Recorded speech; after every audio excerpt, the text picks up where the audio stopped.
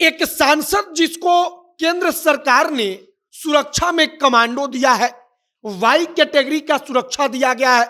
Commando के साथ साथ और 10-11 जवान उसकी सुरक्षा में तैनात रहते हैं।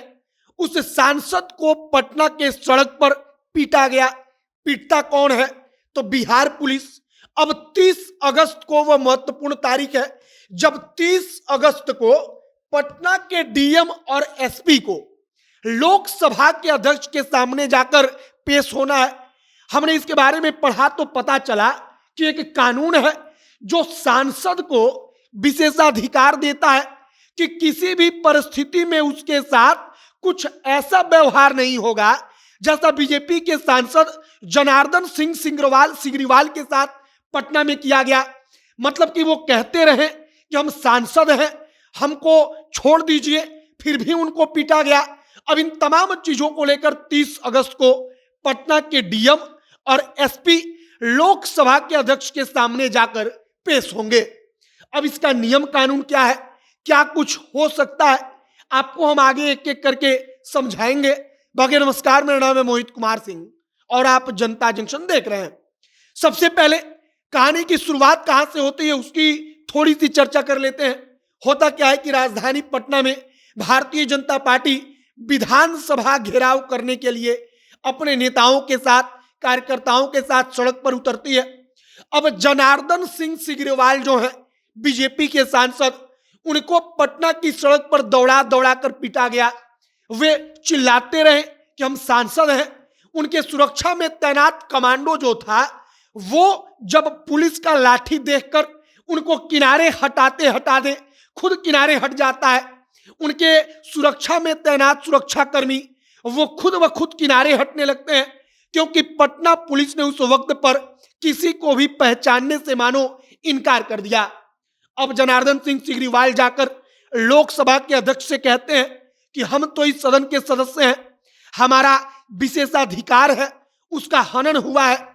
और इसके बाद कहा गया कि ऐसा बहुत कम हुआ है जब पटना के या किसी भी जिले के डीएम और एसपी को लोकसभा के अध्यक्ष ने कह दिया हो कि आप आकर हमारे सामने पेश होइए, आप अपनी सफाई पेश कीजिए कि आखिरकार आपने सांसद को क्यों मार दिया, जबकि वो वाई कैटेगरी की सुरक्षा वाला सांसद है।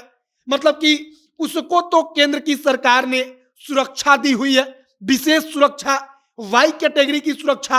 अब हमने इसके बारे में पढ़ा तो पता चला कि जो संसद में एक प्रिविलेज कमेटी होती है, उस कमेटी के सामने पटना के डीएम और एसपी को अपने आप को ले जाकर वहां पर पेशी के जैसे जैसे अदालत में पेशी होती है ऐसे वे खुद की पेशी कराएंगे। इसके बाद कमेटी वहां पर सवाल पूछेगी कि आपने सांसद के साथ ऐसा क्यों किया, जिन पुलिस वालों ने ऐसा किया आखिरकार उसको आदेश किसने दिया। अब पटना के डीएम और एसपी के जवाब से अगर कमेटी संतुष्ट हुई तो माफी मांगने के बाद मामला रफा दफा हो जाएगा। लेकिन अगर कमेटी संतुष्ट नहीं होती है, डीएम एसपी माफी नहीं मांगते हैं, तो फिर आगे क्या कुछ होगा यह लोकसभा के अध्यक्ष और उस कमेटी के विवेक पर निर्भर करेगा। एक सवाल लोगों के मन में आ रहा है कि मानिए डीएम और एसपी ने जाकर वहां पर कह दिया कि नीतीश कुमार ने कहा था ऐसा करने के लिए, तेजस्वी यादव ने कहा था ऐसा करने के लिए, तब क्या होगा? तो किसी भी परिस्थिति में यह संसद के सदस्य का विशेषाधिकार का उल्लंघन माना जाएगा। अब जब विशेषाधिकार का उल्लंघन होगा तो इसको लेकर हो सकता है कि लोकसभा के जो अध्यक्ष हैं वो कड़ी टिप्पणी करें, लेकिन तेजस्वी यादव और नीतीश कुमार का वह कुछ कर पाएंगे यह बेहद मुश्किल है।